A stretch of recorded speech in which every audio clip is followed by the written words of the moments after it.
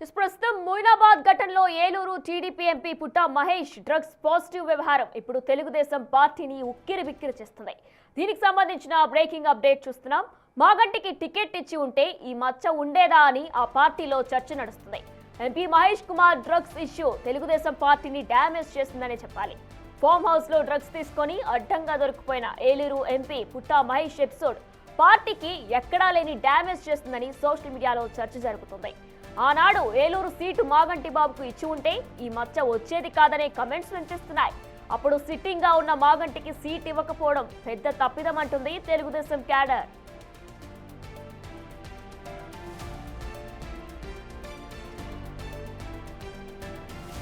ఆ రోజు ఇద్దరు కొడుకులను కోల్పోయి పుట్టెడు దుఃఖంలో ఉన్న మాగంటికి సీట్ ఇవ్వకపోవడానికి కారణం ఆర్థిక కారణాలే అంటూ చర్చ నడుస్తుంది.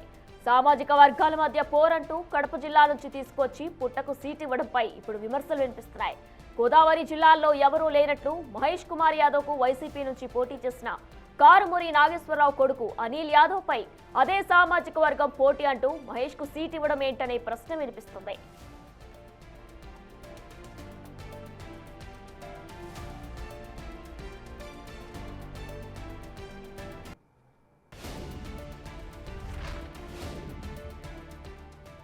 మొయినాబాద్ ఘటనలో ఏలూరు టీడీపీ ఎంపీ పుట్టా మహేష్ డ్రగ్స్ పాజిటివ్ వ్యవహారం ఇప్పుడు తెలుగుదేశం పార్టీని ఉక్కిరిబిక్కిరి చేస్తుంది.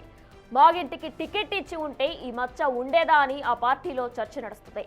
MP Mahesh Kumar drugs issue Telugu Desam పార్టీని డ్యామేజ్ చేస్తుందనే చెప్పాలి. ఫామ్ హౌస్ లో డ్రగ్స్ తీసుకొని అడ్డంగా దొరికిపోయిన ఏలూరు ఎంపీ మహేష్ ఎపిసోడ్ పార్టీకి ఎక్కడా లేని డ్యామేజ్ చేస్తుందని సోషల్ మీడియాలో చర్చ జరుగుతుంది. ఆనాడు ఏలూరు సీట్ మాగంటి బాబుకు ఇచ్చి ఉంటే ఈ మచ్చ వచ్చేది కాదనే కమెంట్స్ కూడా వినిపిస్తున్నాయి. అప్పుడు సిట్టింగ్ గా ఉన్న మాగంటికి సీట్ ఇవ్వకపోవడం పెద్ద తప్పిదమంటుంది తెలుగుదేశం క్యాడర్.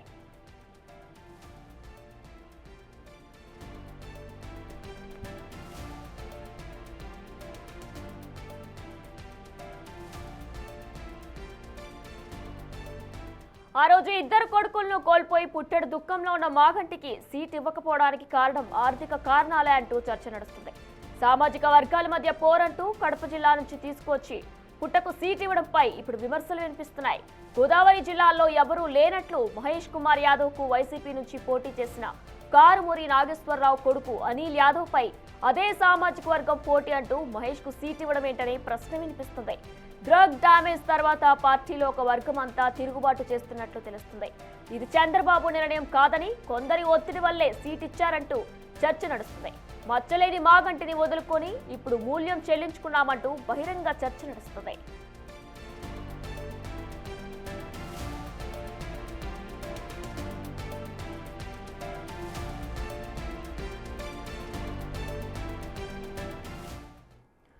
ప్రస్తుతం ఇదే అంశానికి సంబంధించిన పూర్తి డీటెయిల్స్ మా ఎగ్జిక్యూటివ్ ఎడిటర్ అశోక్ అందిస్తారు.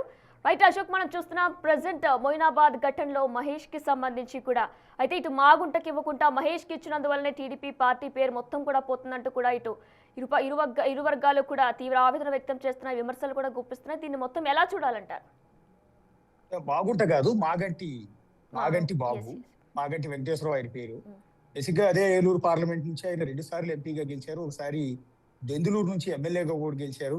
వైఎస్ రాజశేఖర రెడ్డి సీఎంగా ఉన్నప్పుడు ఆయన నీటిపారుదల శాఖ మంత్రిగా కూడా పనిచేశారు. మచ్చలేని వ్యక్తిగా మాగంటి బాబుకు పేరుంది. ఆ ఏలూరు చుట్టుపక్కల కాన్స్టిట్యున్సీలో ఉన్న ప్రజలంతా కూడా మాగంటి బాబుని దేవుడు అని పిలుస్తూ ఉంటారు. ఎందుకు అంటే బేసిక్ గా పొలిటికల్ లీడర్లు ఒకసారి గెలిచిన తర్వాత కోట్ల రూపాయలు డబ్బు కరప్షన్ చేసి ఏదో రకంగా సంపాదిస్తూ ఉంటారు. ప్రజల రక్తం దాగే ప్రయత్నం చేస్తూ ఉంటారు. ఆ రకమైన అలిగేషన్స్ అందరి మీద ఉంటాయి.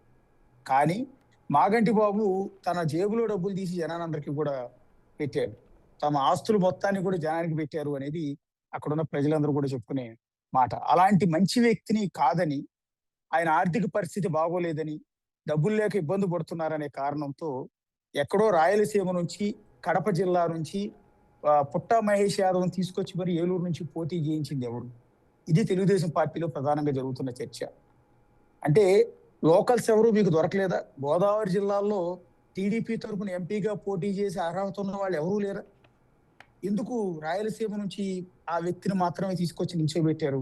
దీని వెనక ఉన్న ఒత్తిడి ఎవరు? ఇది చంద్రబాబు గారిది అయితే కాదు అనేది ఆ పార్టీలో ఒక సెక్టార్ అంతా ఇప్పుడు డిస్కస్ చేసుకుంటూ ఉంది. అదే మాగంటి బాబు లాంటి వ్యక్తిని కనుక ఎంపీగా పంపించి పార్లమెంట్కి పంపించుంటే ఇవాళ మన పార్టీకి ఈ పరిస్థితి వచ్చి ఉండేదా?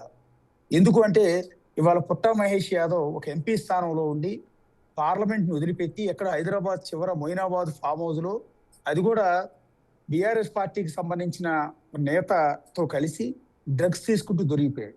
ఇది తెలుగుదేశం పార్టీకి, కూటమి ప్రభుత్వానికి ఒక మాయని మచ్చ. సో ఇది ఈ డ్రగ్స్ కేసులు అరెస్ట్ అయిన తర్వాత తెలుగుదేశం పార్టీ అధిష్టానం ఇప్పటి వరకు నోరు విప్పలేని పరిస్థితి వస్తుంది. ప్రజల ముందుకు వచ్చి సమాధానం చెప్పుకోలేని సిచ్యువేషన్ వచ్చింది. ఎందుకంటే ఇది అత్యంత ఇబ్బందికరమైన అంశం, పార్టీకి పూర్తి స్థాయిలో డ్యామేజ్ చేసే అంశం. అయితే పుట్టా మహేష్ యాదవ్ని పోలీసులు అరెస్ట్ చేసిన తర్వాత అతనికి డ్రగ్స్ టెస్ట్ లో పాజిటివ్ రాలేదని, ఇదంతా అబద్ధం అని తప్పుడు ప్రచారం చేస్తున్నారు అంటూ టీడీపీలో ఒక సెక్టార్ సోషల్ మీడియాలో దాన్ని కవర్ చేసే ప్రయత్నం చేసింది. కానీ నిజాన్ని ఎవరు దాయగలరు? అక్కడ జరిగింది తెలంగాణ పోలీసులు ఈగల్ టీం ఎవరి ప్రెషర్ కి లొంగదు. పైగా సీఎం రేవంత్ రెడ్డి గారు స్వయంగా దాన్ని మానిటర్ చేస్తారు. ఎవరు జోక్యం దానిలో ఉండదు. ఎవరి మీదైనా వాళ్ళు డ్రగ్స్ తీసుకుంటున్నారు అంటే పక్కా సమాచారంతో రైడ్ చేస్తారు. అలాగే ఇవాళ మొయినాబాద్ ఫామ్ హౌస్ మీద పోలీసులు రైడ్ చేశారు, పట్టుకున్నారు. అక్కడ దొరికింది ఒక మాజీ ఎమ్మెల్యే పైలట్ రోహిత్ రెడ్డి, ఇంకా చాలా మంది సెలబ్రిటీలు, అందులోనూ ఆంధ్రప్రదేశ్ లో అధికారంలో ఉన్న తెలుగుదేశం పార్టీకి సంబంధించిన ఎంపీ పుట్టా మహేష్ కుమార్ యాదవ్ అని సంగతి తెలుసు. అయినా కూడా తెలంగాణ ప్రభుత్వం డోంట్ కేర్ అని, ఎవరిని ఉపేక్షించేది లేదని ఒక వార్నింగ్ ని సీఎం రేవంత్ రెడ్డి ప్రజల్లోకి పంపించే ప్రయత్నం చేశారు. పైగా రేవంత్ రెడ్డి గారి మీద ఇంతకు ముందు బీఆర్ఎస్ పార్టీ వాళ్ళు కొన్ని అలిగేషన్స్ చేసేవాళ్ళు. అదేంటంటే రేవంత్ రెడ్డి గారు గతంలో టీడీపీ నుంచి వచ్చారు కాబట్టి, చంద్రబాబు నాయుడు గారితో ఇప్పటికీ సన్నిహితంగా ఉంటారు కాబట్టి, ఈయన టీడీపీ ఎంపీ డ్రగ్స్ కేసులో దొరికితే ఆయన్ని రేవంత్ రెడ్డి గారు కాపాడుతారు అని ఉదయం నుంచి కూడా విపరీతమైన చర్చ జరుగుతుంది. ఒకవేళ ఇవాళ మహేష్ కుమార్ యాదవ్ని కనుక వదిలేసి ఉంటే, డ్రగ్ టెస్ట్ లో పాజిటివ్ రాలేదు, ఆయన నిర్దోషి అని కనుక వదిలేసి ఉంటే ఖచ్చితంగా ఇప్పుడు నేను చెప్పిందే తెలంగాణ మొత్తం మారుబోతుండేది. బీఆర్ఎస్ పార్టీ ఇదే అంశాన్ని జనాల్లోకి విపరీతంగా తీసుకెళ్లి రేవంత్ రెడ్డి గారిని డ్యామేజ్ చేసే ప్రయత్నం చేసి ఉండేది. కానీ ఆ ఆస్కారం ఇవ్వకుండా, ఆ అవకాశం లాంటిది ఇవ్వకుండా రేవంత్ రెడ్డి ఇలాంటి విషయాల్లో ఉపేక్షించేది లేదు. అది ఏ పార్టీ వాళ్ళైనా ఎవరినైనా ఊరుకునేది లేదు. డ్రగ్స్ లాంటి అంశాల్లో ఏ మాత్రం ఊరుకోను అన్న సంకేతాన్ని ప్రజల్లోకి పంపించే ప్రయత్నం చేశారు. ఒక దెబ్బకు రెండు పెట్టల్లాగా. ఒకటి, చంద్రబాబుతో ఎన్ని సన్నిహిత సంబంధాలు ఉన్నా సరే, ఆ పార్టీ నేతలు తప్పు చేసినా తనకు సన్నిహితులైనా సరే వదిలిపెట్టేది లేదు అనే సంకేతం ప్రజల్లోకి పంపించడం, తెలంగాణ ప్రజలకు చెప్పడం.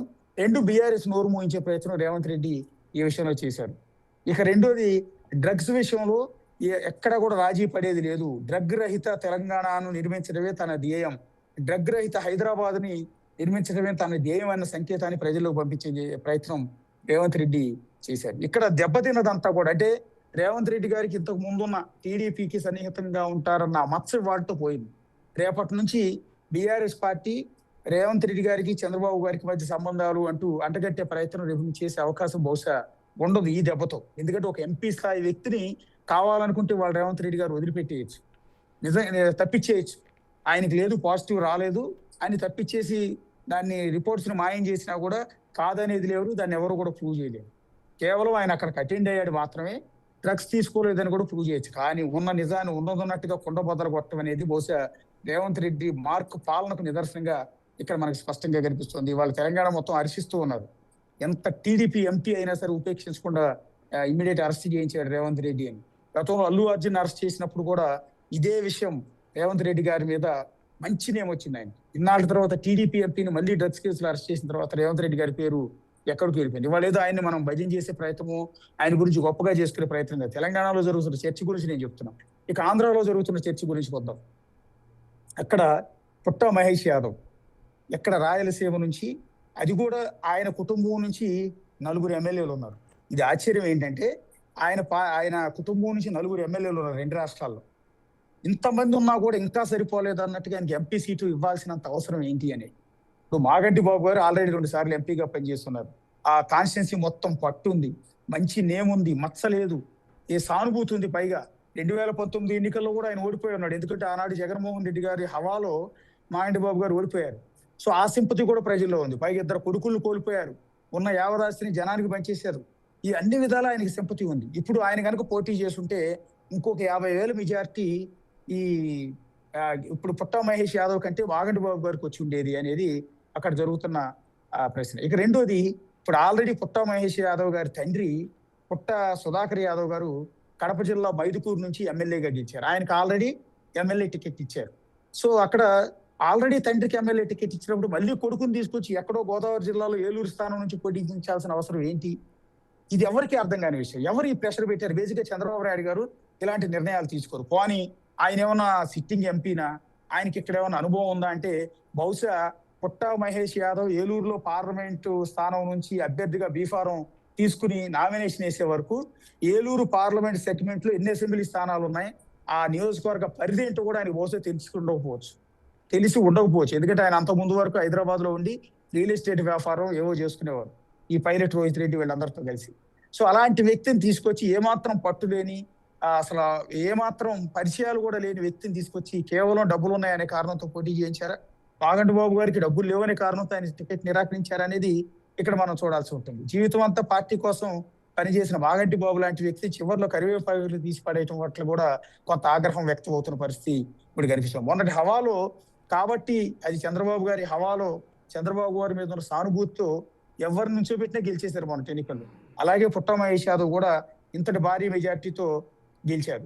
ఇక్కడ ఈక్వేషన్ ఏంటి అంటే టీడీపీ అధిష్టానం నుంచి చెప్తున్న మాట, ఎందుకంటే ఆయన బలవంతాన టికెట్ ఇప్పించిన వాళ్ళు చెప్పే ప్రయత్నం ఏంటంటే ఆయన యాదవ్ కమ్యూనిటీ కాబట్టి ఇప్పుడు ఆల్రెడీ వైఎస్ఆర్ కాంగ్రెస్ పార్టీ తరఫున మాజీ మంత్రి కారుమూరి నాగేశ్వరరావు గారు అబ్బాయి కారుమూరి సునీల్ యాదవ్ ఎంపీగా పోటీ చేస్తున్నారు. జగన్మోహన్ రెడ్డి గారు వ్యూహాత్మకంగా అక్కడ బీసీ సామాజిక వర్గం ఎక్కువ ఉన్నారు కాబట్టి, యాదవాస్ ఎక్కువ ఉన్నారు కాబట్టి కారుమూరి సునీల్ కి ఎంపీ సీట్ ఇచ్చారు, యంగ్స్టర్ కి ఇచ్చారు. కాబట్టి మనం కూడా అదే యంగ్స్టర్ కి ఇవ్వాలి అని టీడీపీ అధిష్టానం ఈ పుట్ట మహేష్ యాదవ్ కి సీట్ ఇచ్చింది. అదే సామాజిక వర్గానికి సంబంధించిన వ్యక్తి కాబట్టి అనేది వాళ్ళు చెప్తున్న మాట. అదే నిజమైతే ఒకవేళ యాదవ్ కమ్యూనిటీకి సంబంధించి మీరు ఇవ్వాలనుకుంటే ఆ ఈక్వేషనే కరెక్ట్. కారుమూరి సునీల్ ఓడించాలి అనుకుంటే గోదావరి జిల్లాలో మీకు యాదవులు ఎవరూ దొరకలేదా?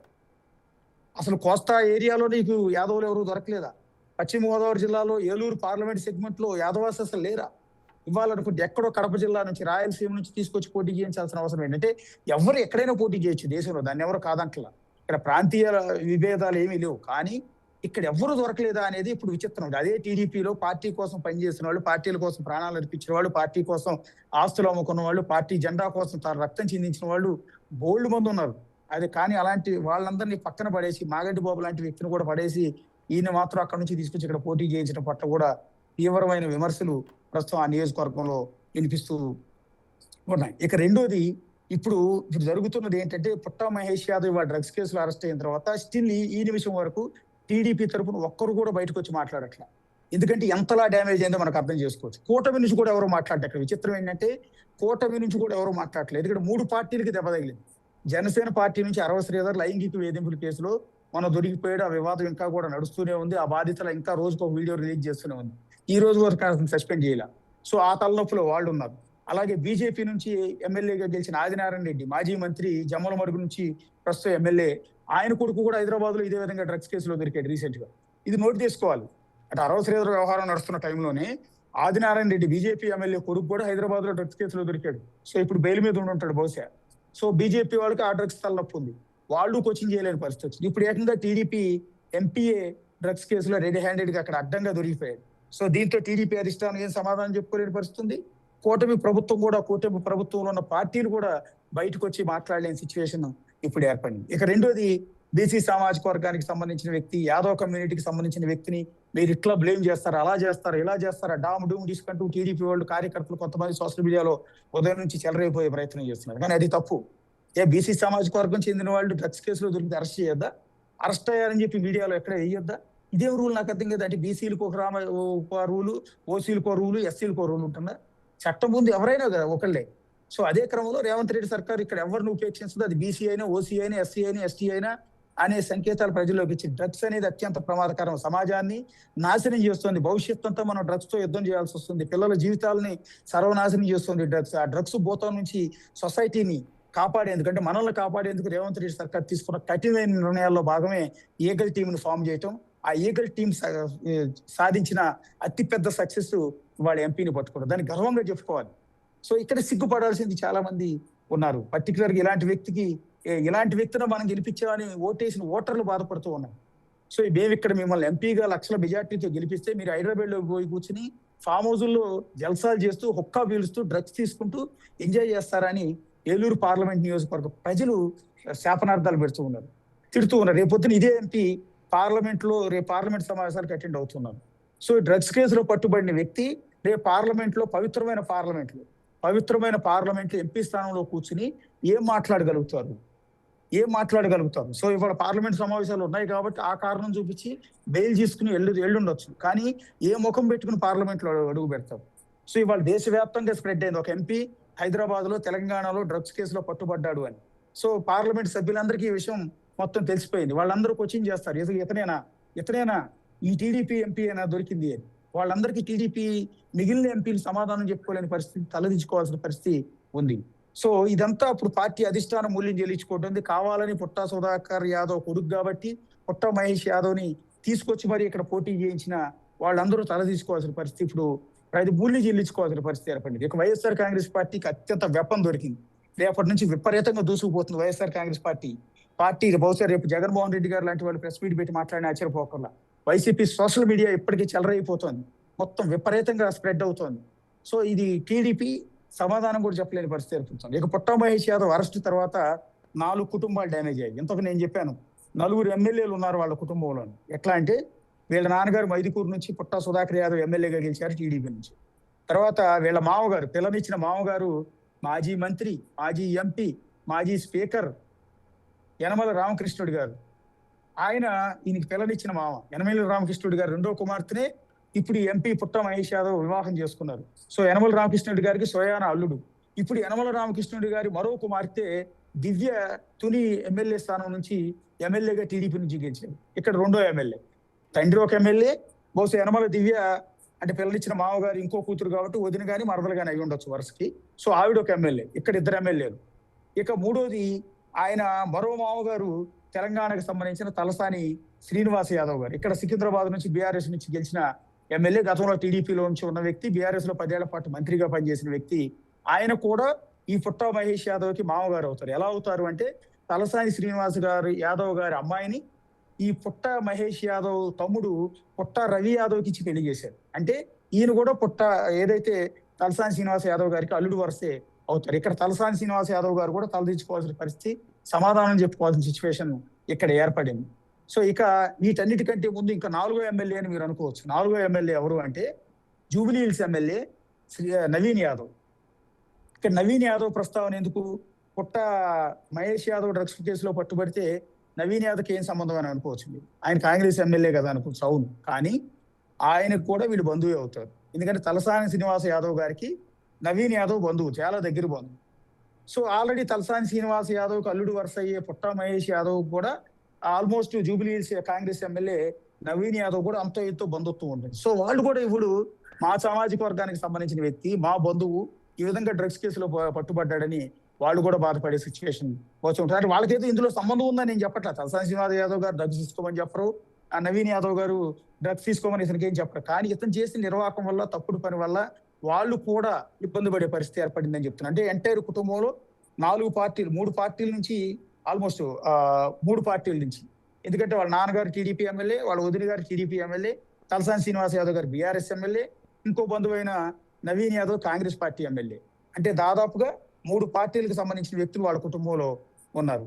సో ఇలాంటి వ్యక్తిని ఇప్పుడు టీడీపీ మూల్యం చెల్లించుకునే పరిస్థితి ప్రస్తుతం ఏర్పడింది. సోషల్ మీడియాలో అదే రకమైన డిస్కషన్, ఒక్కొక్కరు చెలరేగుతున్న పరిస్థితి ఏర్పడుతోంది. ప్రతి ఒక్క టీడీపీ కార్యకర్త క్వశ్చన్ చేస్తున్నాడు, ఈ పాప ఎవరిది, ఎవరు ఇతనికి పట్టుబట్టి టికెట్ ఇప్పించింది, ఎవరు ఇతనికి టికెట్? ఎందుకంటే కొంతమంది తీసుకున్న పార్టీలో ఉన్న కొంతమంది తీసుకున్న కొన్ని తప్పుడు నిర్ణయాల వల్ల అనేక చోట్ల ఇబ్బంది పడుతూ ఉన్నారు. ఎక్కడెక్కడైతే వైఎస్ఆర్ కాంగ్రెస్ పార్టీ నేతలను ఓడించి టీడీపీ వాళ్ళు గెలిచారో అలా గెలిచిన చాలా చోట్ల టీడీపీ దెబ్బతింటూ వస్తోంది. అది కూడా ఎందుకు? పార్టీలో కొంతమంది తీసుకున్న తప్పుడు నిర్ణయాల వల్ల. ఈ వేళకే సీట్లు ఇవ్వాలని పట్టుబట్టి ఇట్లా మహేష్ యాదవ్ లాగా సీట్లు ఇప్పించిన ప్రతి చోట టీడీపీ ఇబ్బంది పడుతూనే ఉంది ఏదో రకమైన అలిగేషన్స్ తో. సో ఇప్పుడు పార్టీ కార్యకర్తలు అడుగుతున్న ప్రశ్నలకి తెలుగుదేశం పార్టీ అధిష్టానం సమాధానం చెప్పుకోలేని సిచ్యువేషన్ అయితే మనకు కనిపిస్తుంది. Right Ashok, thank you.